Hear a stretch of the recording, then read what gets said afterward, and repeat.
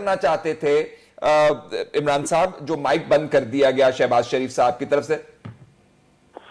جی بہت شکریہ جی، آپ نے پروگرام میں ہمیں ٹائم دیا۔ اصل میں بات یہ ہے کہ جب ہم ادھر پریس کانفرنس میں ہم پہنچے ہیں تو شہباز شریف صاحب کا پہلے تو ہمارے ذہن میں کوئی نہیں ایسی بات کہ انہوں نے مائک کیوں بند کیا، لیکن ہماری اسیسمنٹ یہی ہے کہ وہ اس بات سے خوفزدہ تھے کہ ہم کوئی ان کے خلاف یا گورنمنٹ کے خلاف یا پولیس کی جو پہلے بچی کی ڈیڈ باڈی ملنے تک جو پولیس کا جو رول تھا ان کی نااہلی کے بارے میں ہم بات کریں گے۔ تو دوسری بات یہ تھی کہ انہوں نے سارا جو بھی وہاں پہ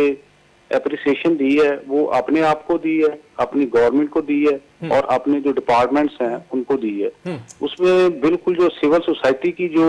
سب سے زیادہ کاوش تھی اور ہماری جو ذاتی کوششیں تھیں، جو ہم نے ساری جو انہیں ثبوت فراہم کیے،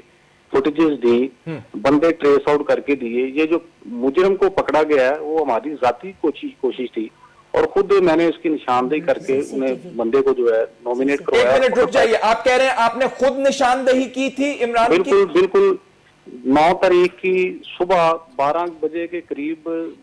بیٹی زینب کی جو ڈیڈ باڈی ملنے کی اطلاع ہمیں ملی ہے، اس کے بعد یہ بندہ جو ہے کلپریٹ ہے، یہ اسی رات 8 اور 9 کی رات، پہلے رات 3 بجے ادھر گیا ہے، پھر صبح 5 بجے گیا، پھر دن کے روشنی میں گیا ہے۔ تو ہم نے یہ بات انہیں 11 تاریخ کو، یہ ہم نے بات 10 تاریخ کو جنازے سے ہم فارغ ہوئے، تدفین سے فارغ ہونے کے بعد ہم نے یہ پولیس کو کہا ہے کہ یہ بندہ مشکوک ہے، یہ اس ایریے میں ڈیڈ باڈی پوائنٹ پہ اس کا آنا جانا اس بات کی نشاندہی کر رہا ہے کہ ایک تو اس ٹائم اس کا ادھر جانا بنتا نہیں ہے، تو یہ چیزیں مشکوک ہیں، تو آپ اس کو ذرا واچ کریں۔ 11 تاریخ کو ہم نے اس کو سارا اس کا ڈیٹا ہم نے پولیس کو دیا ہے کہ یہ نام ہے، بلدیت ہے، یہ اس کا گھر ہے، یہ اس کا کام ہے، لیکن اس کے اوپر اس وقت تک کوئی عمل نہیں ہوا تھا۔ پھر وہ کچھ احتجاج شروع ہو گئے، 2-3 دن وہ امن امان کا مسئلہ بنا رہا، اس دوران پولیس کی کارکردگی کوئی نہ رہی۔